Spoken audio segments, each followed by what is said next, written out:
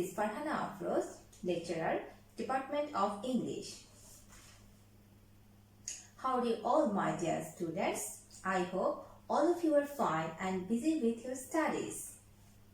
Dear students, আমি আজকে যে টপিকটি নিয়ে আলোচনা করব ইংলিশ ফার্স্ট পেপার এবং সেকেন্ড পেপারের অনেক গুরুত্বপূর্ণ একটি টপিক এবং হ্যাঁ টপিকটি হচ্ছে fill in the blanks. তোমরা জানো ইংলিশ ফার্স্ট পেপারে তোমাদের fill in the blanks এসে থাকে যেটা তোমাদের সিন প্যাসেজ পড়ে আনসার করতে হয় এবং ইংলিশ সেকেন্ড পেপারে তোমাদের দুই ধরনের fill in the blanks থেকে থাকে একটি হচ্ছে fill in the blanks with clues এবং অন্যটি হচ্ছে fill in the blanks without clues. আজকে আমরা ইংলিশ সেকেন্ড পেপারের fill in the blanks নিয়ে আলোচনা করব এবং ইতিমধ্যেই আমি তোমাদের বলেছি ইংলিশ সেকেন্ড পেপারে fill in the blanks দুভাবে আসতে পারে with clues এবং without clues অর্থাৎ এক ধরনের fill in the blanks এ তোমাদের কিছু ক্লু দেওয়া থাকবে এবং অন্য ধরনের fill in the blanks এ তোমাদের ক্লু দেওয়া থাকবে না এবং fill in the blanks with clues English second paper প্রশ্নে 1 নম্বরে থাকবে এবং without clues থাকবে 2 নম্বরে According to new syllabus for fill in the blanks with clues there will be 10 gaps and each gap contains 0.5 marks and altogether there will be 5 marks. Likewise, for fill in the blanks without clues, there will be 10 gaps and each gap contains 0.5 marks. Altogether, there will be 5 marks. আজকের আলোচ্য বিষয় যেহেতু fill in the blanks with clues এবং without clues, চলো প্রথমেই জেনে নিই fill in the blanks with clues কাকে বলে। What is fill in the blanks with clues? A passage will be given with some clues in a box and students will have to pick up the correct word in the correct place. What is fill in the blanks without clues? A passage will be given without the clues. Students will have to think of or guess the correct word for that blank spaces. Fill in the blanks with clues এবং without clues এর মধ্যে শুধুমাত্র একটি ডিফারেন্সই পরিলক্ষিত হয়ে থাকে এবং সেটা হচ্ছে fill in the blanks with clues A clues দেয়া থাকবে এবং without clues এ কোনো ক্লুজ দেয়া থাকবে না with clues এ যে ধরনের ক্লুজ গুলো তোমাদের দিয়ে থাকবে এগুলোর ব্যবহার তোমাদেরকে প্রদত্ত প্যাসেজে করতে হবে এবং কখনো কখনো তোমাদের যে শব্দগুলো দেয়া থাকবে সেই শব্দগুলোর পরিবর্তন করতে হতে পারে কখনো ভার্বের পরিবর্তন করতে হতে পারে অথবা কখনো অন্য কোনো ধরনের পার্টস অফ স্পিচের পরিবর্তন করতে হতে পারে কিন্তু fill in the blanks without clues এ কোনো ধরনের ক্লুজ তোমাদের দেয়া থাকবে না তোমাদের প্যাসেজটি ভালো করে পড়ে প্যাসেজের অর্থ বুঝে প্রপার শব্দটি তোমাদের ব্যবহার করতে হবে No matter the gap is with clues or without clues. Students will have to focus on word meaning and grammatical changes to get a very good mark. Students must be aware of the changes of parts of speech, tenses and verb forms as well. So let's solve a board question on fill in the blanks with clues. Students, remember, while solving a fill in the blanks, you must read the passage again and again and try to find out the correct meaning of that passage so that you can find out the correct word with its correct form of the verb. Students, এখন আমরা solve করতে যাচ্ছি Dhaka board 2019 এর fill in the blanks with clues. তোমরা এখানে প্রশ্নটি দেখতে পাচ্ছ এবং কোয়েশ্চেনে দেয়া আছে fill in the blanks with the words from the box. You may need to change the form of the words. You may need to use one word more than once.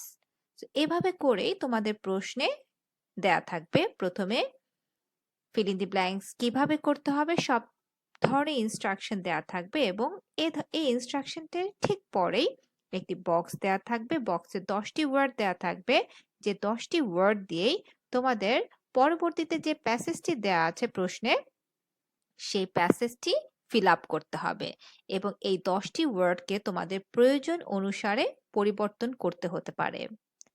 এবং তোমরা দেখতে পাচ্ছ বিভিন্ন ধরনের পার্টস অফ স্পিচ এবং article দিয়ে এই পুরো বক্সটিতে 10টি ওয়ার্ড দেওয়া আছে এবং প্যাসেজের মধ্যে 10টি ব্ল্যাঙ্ক স্পেসও দেওয়া আছে, যে 10টি ব্ল্যাঙ্ক স্পেস তোমাদের ফিল আপ করতে হবে। এবং যখন তোমরা পরীক্ষার খাতায় এই উত্তরটি লিখবে, পুরো প্যাসেজটি কখনোই লিখবে না, শুধুমাত্র আনসারটুকু লিখবে এবং সেটা লিখবে A answer, B answer, C answer, এভাবে করে একদম যে পর্যন্ত তোমরা শুধু আনসার লিখবে, নাম্বার দিয়ে আনসার লিখবে। আশা করি তোমাদের এ বিষয়ে আর কোনো সমস্যা নেই, বা কোনো কোয়ারিজ যদি থেকে থাকে তোমরা তোমাদের সাবজেক্ট টিচারের সাথে পরবর্তীতে আলোচনা করে নেবে। তো চলো আমরা এখন ঢাকা বোর্ড 2019-এর fill in the blanks with clues solve করি।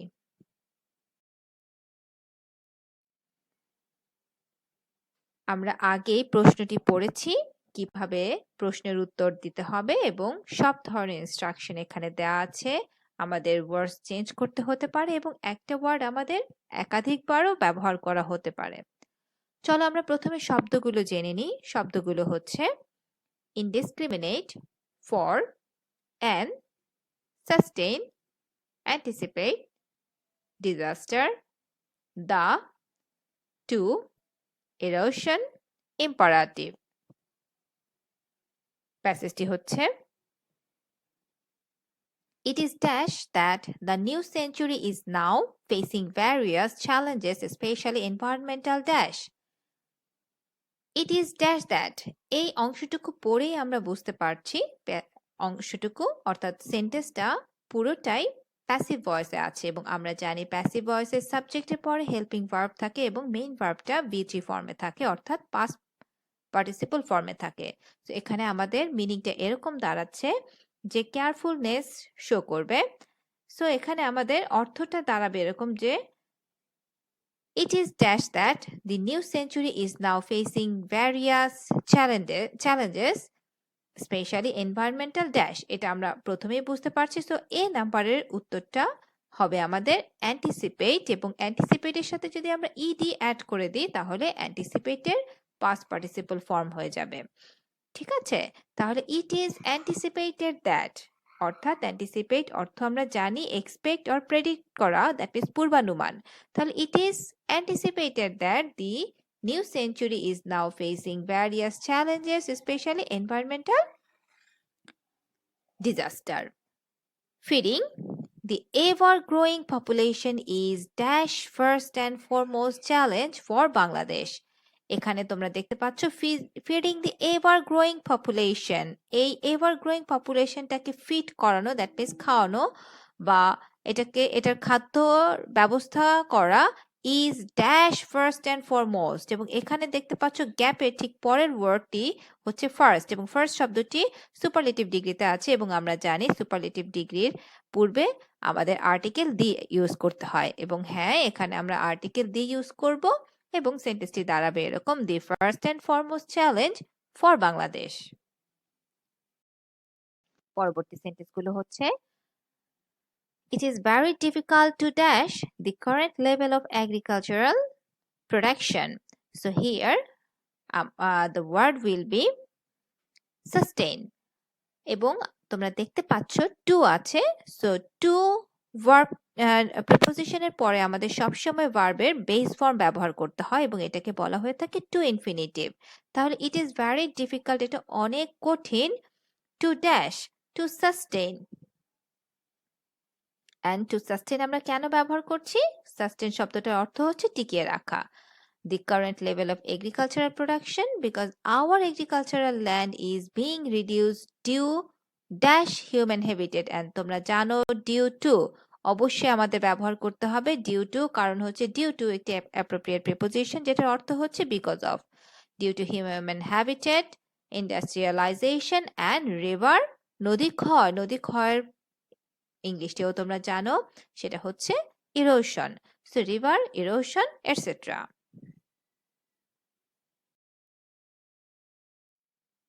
পরবর্তী লাইনগুলো হচ্ছে besides we are losing our forest gradually. Trees are being cut down dash বারবার কেটে ফেলা হচ্ছে। সো বারবার শব্দটির জন্য আমাদের ব্যবহার করতে হবে ইনডিসক্রিমিনেট, এবং ইনডিসক্রিমিনেট এর সাথে আমরা যখন ly অ্যাড করে দিব তখন এটা অ্যাডভার্ব হয়ে যাবে, অর্থাৎ সাফিক্স ly এখানে অ্যাড করতে হচ্ছে এই ওয়ার্ডটাকে অ্যাডভার্ব তৈরি করার জন্য। তাহলে indiscriminately resulting in dash increase of population, এবং এখানে আমাদের একটি আর্টিকেলের প্রয়োজন এবং আর্টিকেলটি আমরা ইউজ করব an. So it is dash to check the reckless alarming condition. So it is dash to check the reckless. দেখো এখানে আমাদের সাবজেক্ট আছে, ভার্ব আছে, এখানে আমাদের একটা অ্যাডজেক্টিভ লাগবে। সো অ্যাডজেক্টিভটা হবে ইম্পারেটিভ, এবং ইম্পারেটিভ শব্দটির অর্থ হচ্ছে ক্রুশিয়াল, অথবা আমরা বলতে পারি অফ ভাইটাল ইম্পর্টেন্স। এবং ক্রুশিয়াল, কেন ক্রুশিয়াল এটা? To check the reckless alarming condition.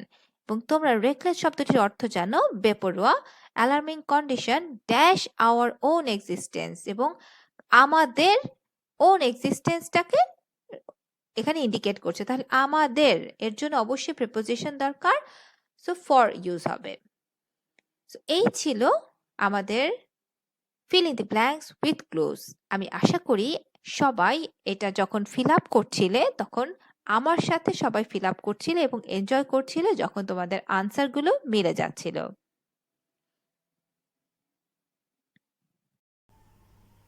Dear students, I hope all of you have understood the way to fill up the blanks with clues. Now it's time for fill in the blanks without clues. Students, now we are going to solve fill in the blanks without clues taken from Kumilla Board 2019. তোমরা দেখতে পাচ্ছ প্রশ্নের প্যাটার্নটি কেমন হবে। প্রশ্নটি এভাবে থাকবে, শুরুতেই fill in the blanks with suitable words, এবং কোনো ধরনের ক্লুজ থাকবে না। এখানে তোমরা প্যাসেজ খুব ভালো করে পড়বে এবং প্যাসেজের অর্থ অনুযায়ী প্যাসেজের সামঞ্জস্য রেখে কিছু শব্দ তোমাদের ইউজ করতে হবে, এবং শব্দগুলো অবশ্যই বিভিন্ন ধরনের পার্টস অফ স্পিচ, আর্টিকেল, এগুলোর সমন্বয়, এবং ভার্বের ফর্মগুলোর দিকেও তোমাদের খেয়াল রাখতে হবে যখন ভার্ব সেন্টেন্সে ব্যবহৃত হবে। তো এটা হচ্ছে তোমাদের প্যাসেজ, এবং এই প্যাসেজটি ভালো করে পড়ে তোমাদের আনসার করতে হবে, এবং এটার আনসারটাও ঠিক আগের মতোই শুধুই আনসার লিখবে, প্যাসেজটি তুলবে না। এ লিখে আনসার লিখবে, বি লিখে আনসার লিখবে, দ্যাট মিন্স নাম্বার এবং আনসার লিখবে। তাহলে চলো আমরা আমাদের প্যাসেজটি সলভ করি। Reading textbook is essential dash all the students. এখানে আমাদের সব স্টুডেন্টসদের জন্য বা সব স্টুডেন্টের, সো এই কারণে এখানে আমাদের অবশ্যই একটি প্রিপোজিশনের প্রয়োজন, এবং প্রিপোজিশন ফর ইউজ হবে এখানে, ফর অর্থ জন্য। So reading textbook is essential for all the students. A student cannot accept dash make a good result until he or she reads textbook. একটা স্টুডেন্ট কখনোই আশা করতে পারে না ভালো রেজাল্ট করবে, কিভাবে? Until he or she reads text book. So ভালো result তৈরি করতে হবে, তৈরি করবে, এরকম অর্থ প্রকাশ পেলে আমাদের এখানে অবশ্যই ইউজ করতে হবে to, to make, to plus V1, এটাকে বলা হয় to infinitive. In the textbooks, all the topics are designed as per students' grade that ensures that complete sense. এটার অর্থটি এরকম দাঁড়াচ্ছে, in the textbook all the topics are designed, সব ধরনের topic টেক্সটবুকে কিভাবে design করা থাকে as per students' grade, স্টুডেন্টদের grade, that means মান অনুযায়ী ডিজাইন করা থাকে, দ্যাট এনশিওর করে একটি কমপ্লিট সেন্স। তাহলে একটি কমপ্লিট সেন্স যদি বোঝায় আমাদের একটা আর্টিকেল লাগবে, এবং এখানে কমপ্লিট ওয়ার্ডটি কনসোনেন্ট। সো কনসোনেন্টটি যদি আমরা ইউজ করতে চাই, কনসোনেন্ট, এবং আমরা দেখতে পাচ্ছি এখানে কমপ্লিট ওয়ার্ডটি কনসোনেন্ট সাউন্ড আছে, তাই আমাদের এখানে এ ব্যবহার করতে হবে।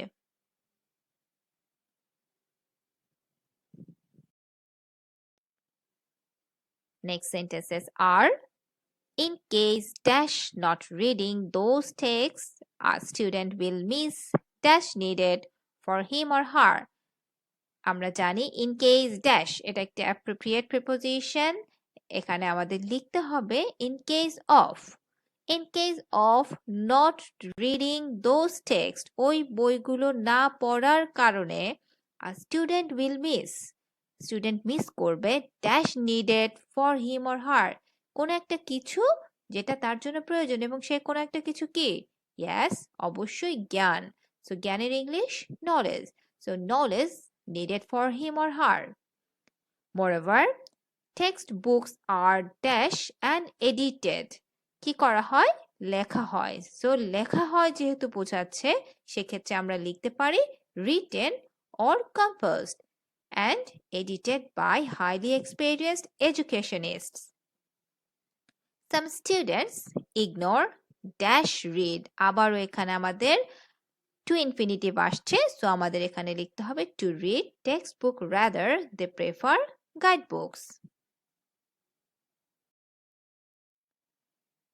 But merely dash guidebooks keeps the students ignorable of the subject matter as they are written focusing exam result.